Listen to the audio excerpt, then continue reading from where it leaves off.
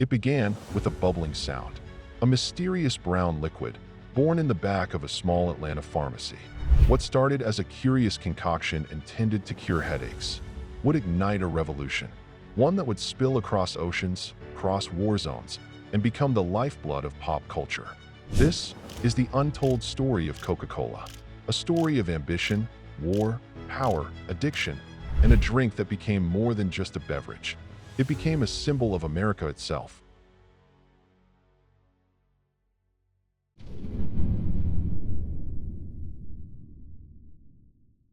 The year was 1886. The United States was changing. Reconstruction had ended, and the Gilded Age was in full swing. Railroads were stretching their iron arms across the country. The telephone had just been patented. And in Atlanta, Georgia, a man named Dr. John Stith Pemberton, wounded veteran, pharmacist, and morphine addict, was on a desperate search for a cure, not for others, but for himself. Pemberton had fought in the Civil War, and like many others, came back broken, physically and mentally. The pain was constant, and morphine was the answer, until it wasn't. He needed an escape, a tonic, a miracle. So he did what he knew best. He mixed chemicals. In his modest backyard lab, he brewed a formula, a fusion of coca leaf extract and cola nut syrup, mixed with sugar, caramel, and a dash of mystery. He called it French wine coca. But fate had other plans. Atlanta was going dry. The city passed prohibition laws banning alcoholic drinks, and French wine coca suddenly needed a new identity. Pemberton removed the alcohol and rebranded it as a temperance drink, a soda, a health tonic. He called it Coca-Cola. It was poured from a soda fountain at Jacob's Pharmacy for just 5 cents a glass. People loved it. It was sweet, fizzy, and it made them feel good. But it wasn't just the drink, it was the legend behind it. A supposed cure for headaches, indigestion, and fatigue. Something between medicine and magic. But behind the glass was a storm brewing.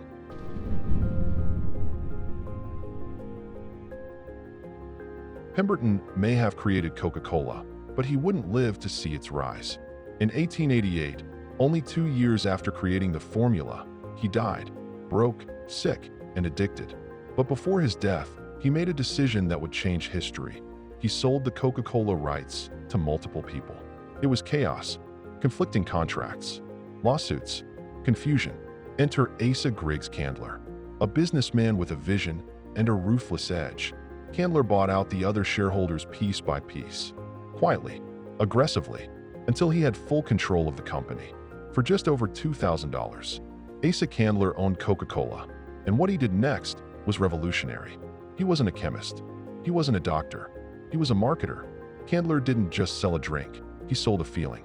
He gave out free drink coupons, painted the Coca-Cola logo on walls, barns, and city streetcars.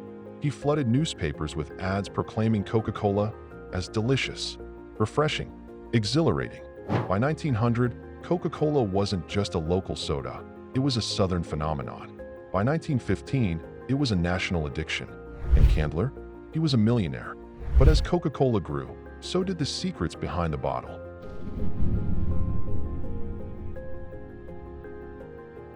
There was one problem nobody wanted to talk about. Coca-Cola still contained trace amounts of cocaine. Yes, cocaine. The coca leaf, where coca in Coca-Cola comes from, naturally contains the infamous narcotic. In its early days, the drug was legal and even celebrated. But by the 1910s, public perception had changed. Cocaine was now seen as dangerous, addictive, criminal.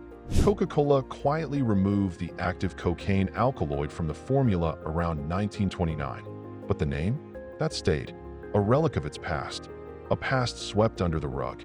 But Coca-Cola wasn't looking back, it was looking outward. Overseas, World War I had disrupted global trade, but the real opportunity came with the next war, World War II. In 1941, as America entered the war, Coca-Cola's president, Robert Woodruff, made a bold declaration. Every man in uniform should get a bottle of Coca-Cola for 5 cents, wherever he is, and whatever it cost the company. Factories were built across Europe and the Pacific. Special bottling plants followed the troops. Coca-Cola wasn't just a drink, it became a taste of home, a symbol of American comfort and freedom in the darkest of times. And when the war ended, those factories stayed. Coca-Cola had gone global. By the 1950s, it was being sold in over 120 countries. But this was just the beginning.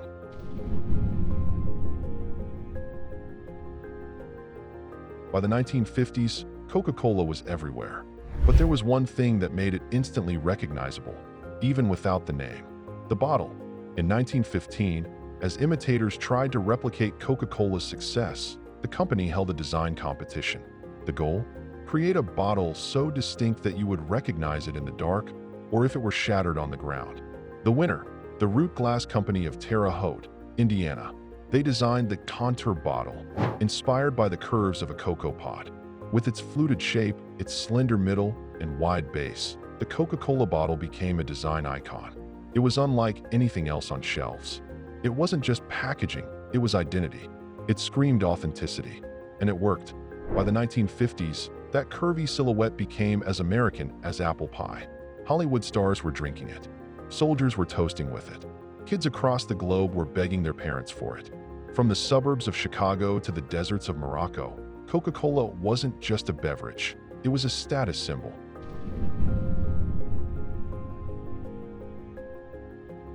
The Cold War wasn't just about nukes and spies.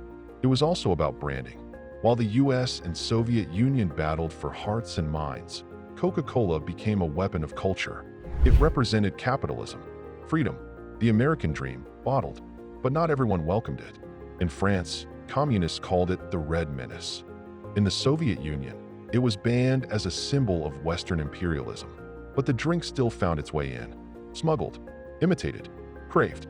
Meanwhile, back in the US, Coca-Cola was expanding its empire. New flavors, new brands, Sprite, Fanta, Tab, Minute Maid. The Coca-Cola Company was becoming a beverage juggernaut. But it wasn't just about growing, it was about dominating. And with great dominance came great danger.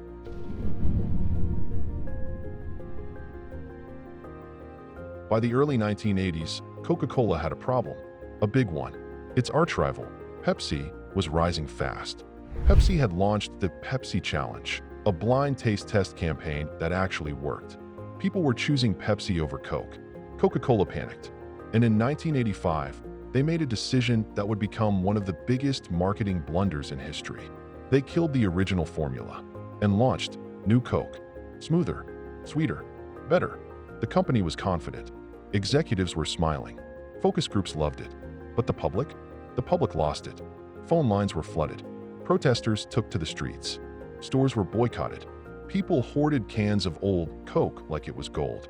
One man even rented a warehouse and filled it with original Coca-Cola. The backlash was so intense. Coca-Cola surrendered. Just 79 days later, the company brought back the original formula under the name Coca-Cola Classic. It was a humiliating defeat, yet, strangely, it reignited love for the brand. Coca-Cola wasn't just a drink people liked. It was a drink people defended.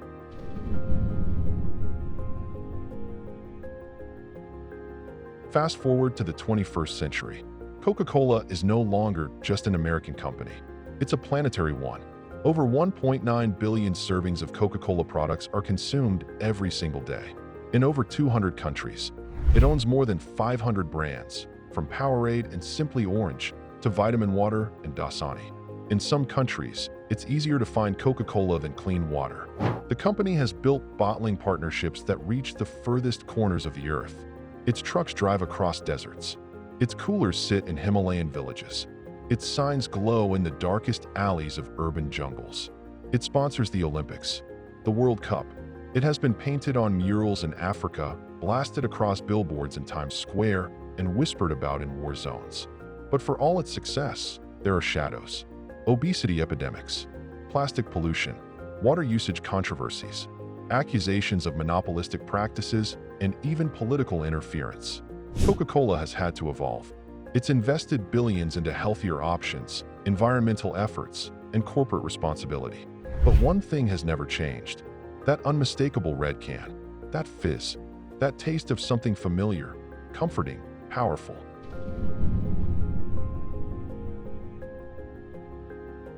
What is Coca-Cola? It's more than sugar and syrup. It's more than bubbles and branding. It's a symbol of America, of capitalism, of joy and indulgence and identity. It's a drink that has survived wars, scandals, revolutions, and changing times. From a small pharmacy in Atlanta to the hands of presidents, pop stars, peasants, and protesters, Coca-Cola has defied odds, broken borders, made enemies, built empires. It has been worshipped, it has been boycotted, but above all, it has been remembered. So the next time you open a cold one, listen closely to that fizz. That's not just carbonation, that's history exploding in a bottle. This was the untold story of Coca-Cola, a story of pain, power, pride, and persistence, a tale that spans centuries, continents, and cultures.